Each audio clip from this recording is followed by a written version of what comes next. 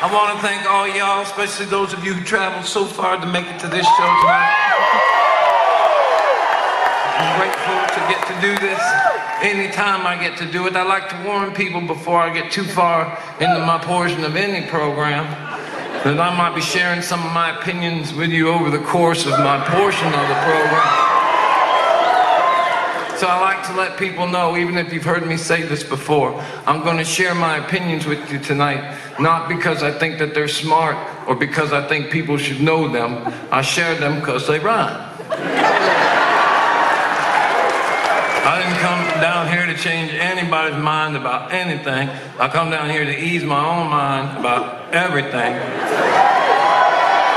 And it works every time for me, so thank y'all for giving me a chance to do this.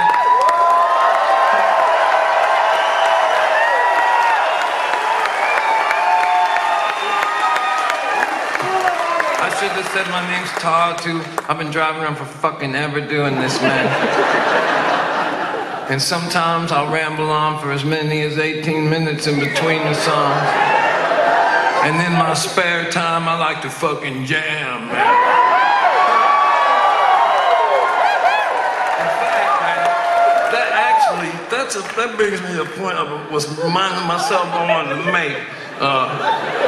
Yeah, I had a pronouncement I want to make, and it's going to make sense as it goes. By saying I like to jam, what I mean is I like to go to them shows where everybody's hula hooping and fucking hacky sacking, and you can smell the show before you even get to it.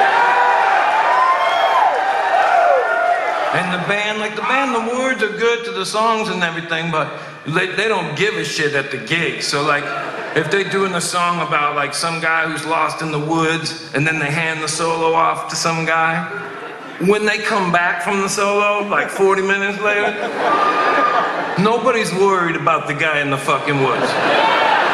That's not what you do with that shit. That's what you do with the album at home. At the gig, you dress up, you spin around, you wear sprinkly shit in your face. Some people hardly wear anything. Chicks wear wings and halos. Guys wear dresses and shit. Chicks have hairy armpits, but they'll make out with just about fucking anybody. That's my thing, man. Oh. I love that shit. I remember, and there's a point. I remember when my dad first took me to church when I was young, and we were driving, he said, there's gonna be a celebration of life with music and all this shit. And when we got there, I was like, well, somebody got hurt or something. They canceled, right? It's canceled, something happened. It's like, no, this is it. I'm like, oh.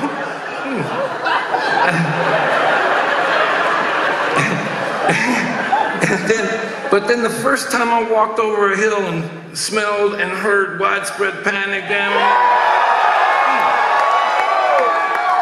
and I knew, man, I was right down there in the middle, spinning around, fucking till I sweat through my clothes and shit, man.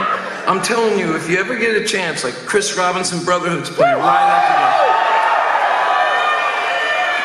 that. You go, and there's the show is about the crowd, and we get sweaty together, man. It's an experience. You know what I should have said right at the beginning? You kind of got to take acid for it to really work.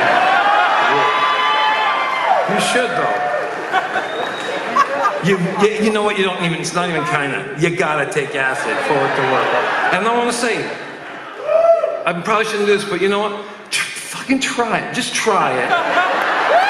And if shit gets cattywampus, well, like, let me say this: if you're tripping balls and something's like coming at you, don't strike first, ever, and you'll be good.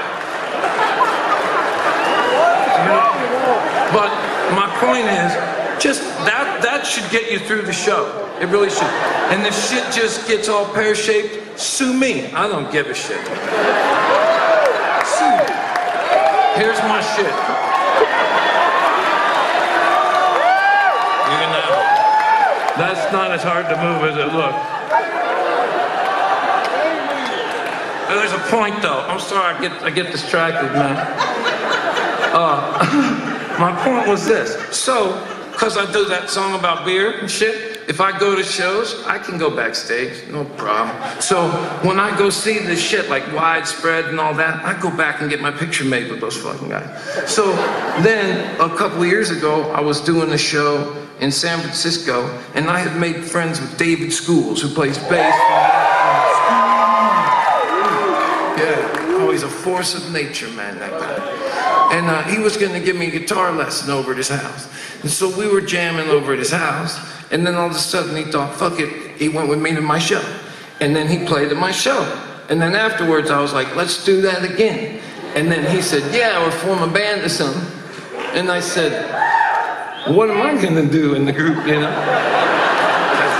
Like, I play guitar, but not good enough to do it with other people. And so then he said, you'll sing, you'll be the singer. And and nobody ever said that to me before. And so, but then I thought, man, if I saw, because the band was gonna be all these great musicians, and I thought, if I was tripping balls at some jam show, and the band was just killing it, and the singer, you could tell, had been chosen clearly based on his enthusiasm, I'd be fine with it. So I said, fuck it, I'll join the band.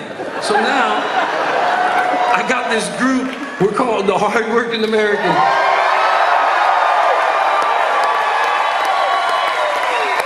And all I do is sing. And we're a jam band. That means large portions of the show, I do this.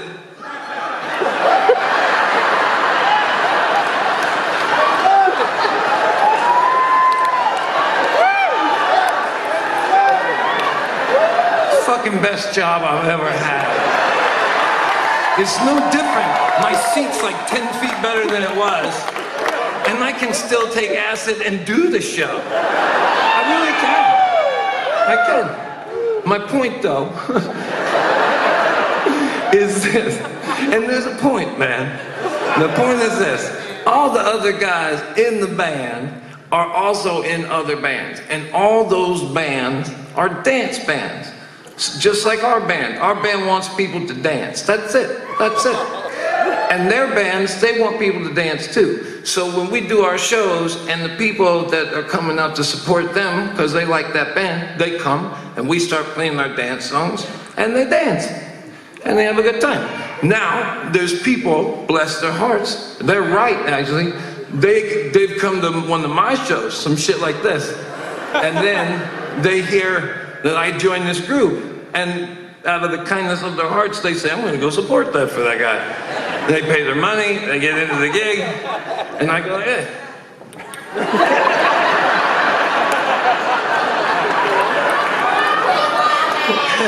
And so sometimes at the end of the gig, there will be people waiting out by the bus to say to me, what the fuck?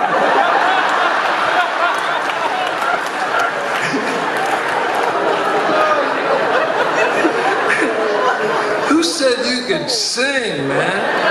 Those guys?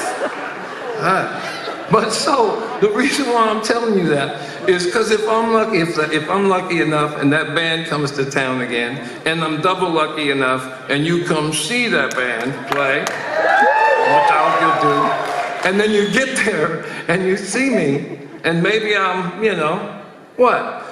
My hope is that you won't say to yourself, oh, so that's what he's doing now. You will have heard me say, that's just what I'm doing that night. And, well, what have I been talking for an hour now? As long as people let me do this shit, I'm gonna do this shit too.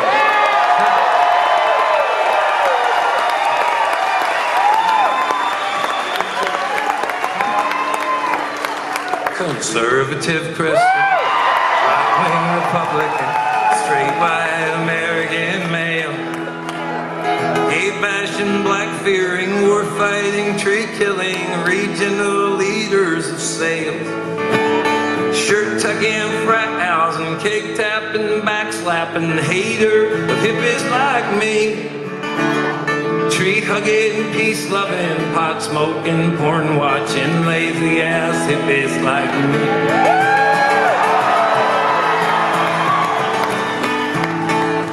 Tree hugging, peace loving, pro-choice and gay wedding, widespread panic digging hippies like me. Skin color blinded, conspiracy minded protesters of corporate greed. We who have nothing, and most likely will until we all end up locked up in jail by conservative Christian, right-wing Republican, straight white American male. I'm letting dogs, boys and girls, we're living together in two separate worlds. We're following leaders up these mountains of shame. We point at each other to blame. I know who I like to blame. Conservative Christian, right-wing Republican, straight white American male. Soul-saving, flag-waving, rush-loving, lamp-paving, personal friends to the quails. Remember the quails? Quite diligently, working so hard to keep the free reins of this democracy. From tree-hugging, peace-loving, pot-smoking, porn-watching, lazy-ass hippies like me. Tree-hugging, peace-loving, lip-looking, folks singing, lazy-ass hippies like me. Peace-loving, tree-hugging, barefooting, lead-singing, barefoot hippie like me.